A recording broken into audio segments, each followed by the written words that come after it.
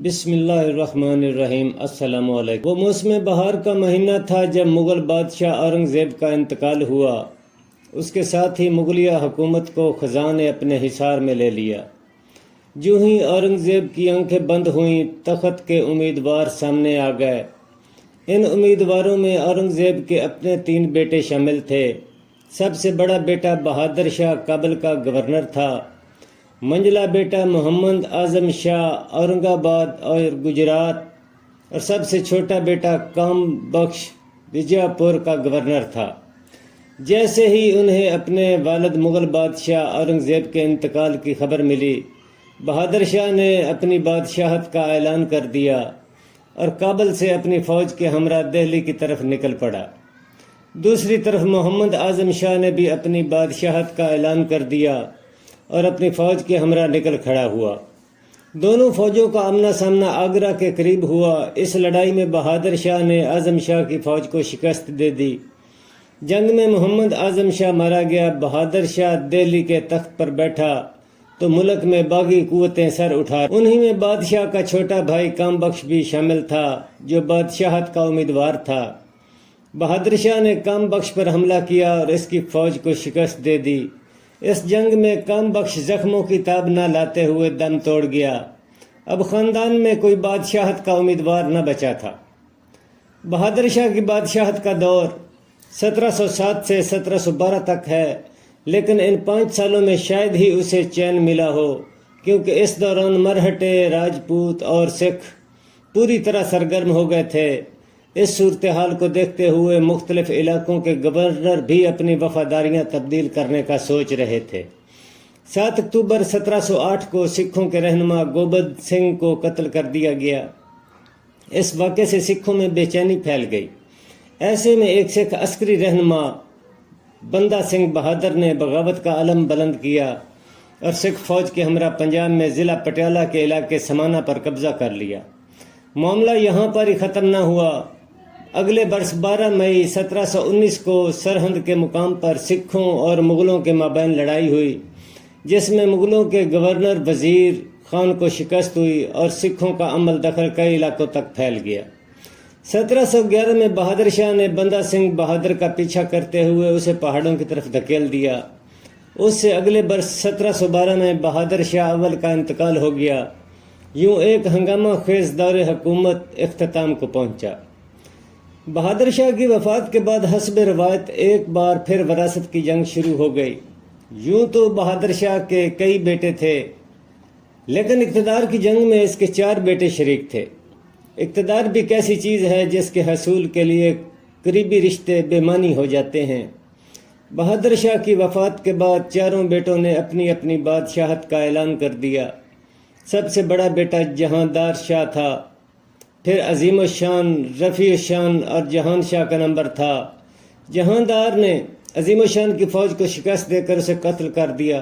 اپنے سب سے بڑے حریف کو ٹھکانے لگانے کے بعد اس نے لاہور گرا لی اور لاہور پر قبضے کے بعد اپنی بادشاہت کا باقاعدہ اعلان کر دیا۔ لیکن ابھی تخت کے 2 اور دعویدار باقی تھے، اور یہ اس کے بھائی رفیع الشان اور جہان شاہ تھے۔ جہاندار شاہ نے اقتدار پر اپنی گرفت مستحکم کرنے کے لیے ان دونوں بھائیوں کو بھی قتل کرا دیا، لیکن یہ سارا اہتمام کرنے کے بعد بھی اس کے اقتدار کا عرصہ 1 سال سے تجاوز نہ کر سکا۔ اس کی بڑی وجہ اقتدار پر اس کی کمزور گرفت تھی۔ وہ اپنے بااثر وزیر ذوالفقار خان پر ضرورت سے زیادہ اعتماد کرتا تھا، اور دوسری طرف اس کی زندگی میں عیش و عشرت کا دخل ہو چکا تھا۔ ادھر اس کے مقتول بھائی عظیم الشان کا بیٹا فرخ سیر اپنے باپ کی موت کا بدلہ لینے کے لیے بے تاب تھا۔ ایسے میں اسے سید برادران کی صورت میں وہ مدد میسر آئی جو اسے ہندوستان کے تخت پر بٹھا سکتی تھی۔ سید برادران 2 بااثر بھائی تھے، سید حسن علی خان اور سید حسین علی خان۔ ہندوستان کی سیاست میں بادشاہ گر کہلانے لگے تھے۔ عظیم الشان کے بیٹے فرخ سیر نے سید برادران کی مدد چاہی اور ان کی آشیرواد حاصل کرنے میں کامیاب ہو گیا۔ اب وہ جہاندار شاہ سے مقابلے کے لیے تیار تھا۔ 1713 میں فرخ سیر سید برادران کی مدد کے ساتھ دہلی کی طرف روانہ ہوا۔ آگرہ کے مقام پر فرخ سیر اور جہاندار شاہ کی فوجیں آمنے سامنے آ گئیں۔ اس جنگ میں فرخ سیر فتح یاب ہوا، جہاندار شاہ کو گرفتار کر لیا گیا۔ جہاندار شاہ کو دہلی لا کر عبرت کے لیے سڑکوں پر گھمایا گیا اور پھر 11 فروری 1713 کو اسے قتل کر دیا گیا۔ اب ہندوستان پر فرق سیر کی حکومت تھی، لیکن وہ محض ایک کٹھ پتلی تھا جس کی ڈوریاں سید برادران کے ہاتھ میں تھیں۔ یہیں سے مغلیہ سلطنت کے فیصلوں میں نوابوں اور رؤسا کا دخل شروع ہوا۔ فرق سیر کا عہد اقتدار 6 سال 1713 تا 1719 پر محیط تھا۔ ابتدا میں تو فرق سیر سید برادران کا مطیع رہا، لیکن بعد میں اس نے سلطنت کے فیصلوں میں سید برادران کو نظر انداز کرنا شروع کر دیا۔ یہ بات سید برادران کو پسند نہ آئی اور بالآخر انہوں نے فرق سیر کو ٹھکانے لگا دیا۔ یہ فرق سیر ہی تھا جس نے ایک شاہی فرمان کے ذریعے ایسٹ انڈیا کمپنی کو بنگال، گجرات اور حیدرآباد میں ڈیوٹی فری تجارت کی اجازت دی تھی۔ یہی وہ موڑ تھا جب ایسٹ انڈیا کمپنی نے ہندوستان پر قبضے کے خواب دیکھنا شروع کر دیے۔ ادھر 1719 میں فرق سیر کے انتقال کے بعد سید برادران نے ایک اور کٹھ پتلی رفیع الدولہ شاہ جہاں دوم کو تخت پر بٹھا دیا، لیکن اسی سال اسے ہٹا کر ایک اور کٹھ پتلی محمد شاہ، جسے تاریخ میں شاہ رنگیلا کے نام سے بھی یاد کیا جاتا ہے، کو بادشاہ بنا دیا۔ محمد شاہ ایک کائیا شخص تھا۔ اس نے یکے بعد دیگرے سید برادران کو قتل کرا دیا۔ نہ رہے بانس نہ بجے بانسری۔ لیکن مغلیہ سلطنت مسلسل زوال کی طرف لڑک رہی تھی۔ دارالحکومت کی ہندوستان کے دوسرے علاقوں پر گرفت کمزور پڑتی جا رہی تھی۔ معاملات یہاں تک پہنچ گئے کہ 1724 میں نظام الملک آصف جاہ نے حیدرآباد کی خود مختاری کا اعلان کر دیا۔ 3 برس بعد 1727 میں سعادت علی خان نے اودھ کی ریاست کی خود مختاری کا اعلان کر دیا اور خود اودھ کا نواب بن گیا۔ ایک طرف مسلم حکمران مختلف علاقوں میں اپنی خود مختاری کا اعلان کر رہے تھے، تو دوسری طرف مرہٹے اور سکھ بغاوت کا علم بلند کر رہے تھے۔ باجی راؤ کی قیادت میں مرہٹے بنگال میں اپنی طاقت کا مظاہرہ کر رہے تھے۔ انہوں نے مغلیہ سلطنت کو ٹیکس دینے سے انکار کر دیا اور پھر اپنی طاقت میں اس قدر اضافہ کر لیا کہ 1737 میں مغلیہ سلطنت کے دارالحکومت دہلی پر لشکر کشی کی۔ مرہٹوں کو اس جنگ میں کامیابی ہوئی۔ اس کے نتیجے میں ایک معاہدہ ہوا جس کے مطابق مالوا کا کنٹرول مرہٹوں کے پاس آ گیا۔ اس جنگ سے مغلوں کی کمزوری اور مرہٹوں کی برتری ثابت ہو گئی۔ یہ صورتحال ایسٹ انڈیا کمپنی کے لیے بہت خوش کن تھی۔ وہ مغلیہ سلطنت میں پے در پے تبدیلیوں پر نظر رکھے ہوئے تھے۔ تب اچانک ہندوستان والوں کو ایک طوفان کی آمد کی اطلاع ملی۔ ایک ایسا طوفان جو اپنے سامنے آنے والی ہر چیز کو خس و خاشاک کی طرح بہاتے ہوئے تیزی سے دہلی کی طرف بڑھ رہا تھا۔ دہلی میں محمد شاہ رنگیلا عیش و طرب کی محفلوں میں گم تھا اور دوسری طرف ایک طوفان بلا خیز دہلی کی طرف بڑھ رہا تھا۔ یہ نادر شاہ تھا جو ایران کا حکمران اور جرنیل تھا۔ وہ صفوی سلطنت کے زوال کے بعد 1736 میں تخت نشین ہوا تھا۔ افشاری قبیلے سے تعلق رکھنے والا نادر شاہ جنگی حکمت عملی کا ماہر تھا۔ اس نے مختصر عرصے میں عثمانی، روسی اور ازبک فوجوں کو شکست دی تھی۔ یہی وجہ ہے کہ اسے تاریخ میں ایران کے نیپولین کے طور پر بھی یاد کیا جاتا ہے۔ ایران میں اپنا اقتدار مستحکم کرنے کے بعد اس نے ہندوستان پر حملہ کرنے کا فیصلہ کیا۔ نادر شاہ کے ہندوستان پر حملے کی کئی وجوہات تھیں۔ سب سے بڑی وجہ تو مغلیہ سلطنت کے اندرونی اختلافات تھے۔ وراثت کی جنگیں جاری تھیں اور مغلیہ دربار سازشوں کی اماجگاہ بنا ہوا تھا۔ نااہل حکمران مقامی نوابوں اور رؤسا کی کٹھ پتلیاں بن چکے تھے۔ کرپشن ایک معمولی بات تھی۔ یہ صورتحال کسی بھی بیرونی حملہ آور کے ہندوستان پر حملہ کرنے کے لیے ایک سنہری موقع تھی۔ ہندوستان پر حملے کی ایک اور وجہ یہاں کی دولت تھی۔ ہندوستان کی دولت کا ارتکاز دارالحکومت دہلی میں تھا، جہاں سلطنت مغلیہ کا خزانہ تھا۔ نادر شاہ چونکہ وسطی ایشیا اور ایران میں کئی جنگوں میں مصروف تھا، لہٰذا اسے فوجی وسائل میں اضافے کے لیے مالی وسائل کی ضرورت، اور مالی وسائل کے حصول کے لیے دہلی سے بہتر کوئی جگہ نہ تھی۔ دہلی پر حملے کی وجہ یہ بھی بیان کی جاتی ہے کہ اس وقت کے مغل بادشاہ محمد شاہ رنگیلا نے نادر شاہ کے باغیوں کو اپنے پاس پناہ دی ہوئی تھی۔ جب نادر شاہ نے باغیوں کی واپسی کا مطالبہ کیا تو محمد شاہ نے صاف انکار کر دیا۔ اس پر نادر شاہ نے مغلیہ سلطنت کو سبق سکھانے کا فیصلہ کیا، لیکن سب سے بڑھ کر نادر شاہ اپنی سلطنت کو مضبوط اور مستحکم کرنا چاہتا تھا، اور وہ ایک ایسی ریاست کا خواب دیکھ رہا تھا جس کا اثر و نفوذ ہمسایہ ریاستوں پر ہو۔ ہندوستان پر حملہ اسی خواب کی تکمیل کا حصہ تھا۔ نادر شاہ کے ہندوستان پر حملے میں مغلیہ سلطنت کی ڈپلومیسی کے میدان میں ناکامی بھی شامل تھی۔ مغلوں نے نادر شاہ کی طاقت کا درست اندازہ نہیں لگایا تھا، ورنہ مذاکرات کا راستہ اختیار کیا جا سکتا تھا۔ یہ 1738 کا سال تھا جب نادر شاہ اپنی فوج کے ہمراہ نکلا اور افغانستان سے ہوتے ہوئے اس نے دریائے سندھ عبور کیا۔ راستے میں اسے کسی خاص مزاحمت کا سامنا نہ کرنا پڑا کیونکہ ان علاقوں میں مغلوں کا دفاع مضبوط نہ تھا۔ آخر اس کی فوج کرنال کے مقام پر پہنچی۔ یہ 24 فروری 1739 کا دن تھا۔ کرنال دہلی سے 120 کلومیٹر دور شمال میں واقع ہے۔ محمد شاہ نے اپنی فوج کے ہمراہ کرنال کے مقام پر نادر شاہ سے مقابلے کا فیصلہ کیا تھا۔ یہ ایک یک طرفہ مقابلہ تھا کیونکہ اس جنگ کا فیصلہ دنوں اور مہینوں میں نہیں بلکہ چند گھنٹوں میں ہی ہو گیا تھا۔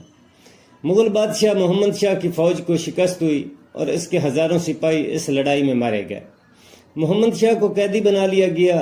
کرنال کے مقام پر محمد شاہ کی فوجوں کو شکست دینے کے بعد نادر شاہ نے دہلی کا رخ کیا۔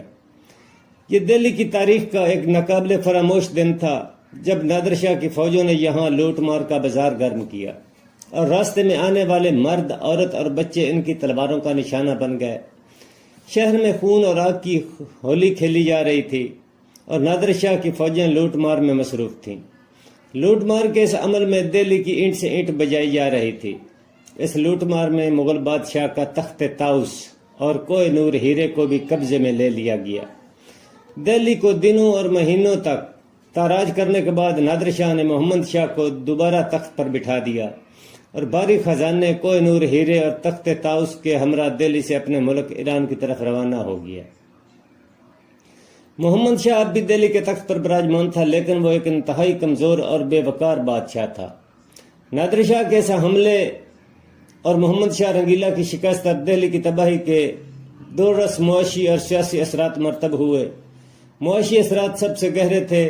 ہندوستان کا خزانہ خالی ہو چکا تھا، لوگوں کی ذاتی املاک بھی لٹ چکی تھیں۔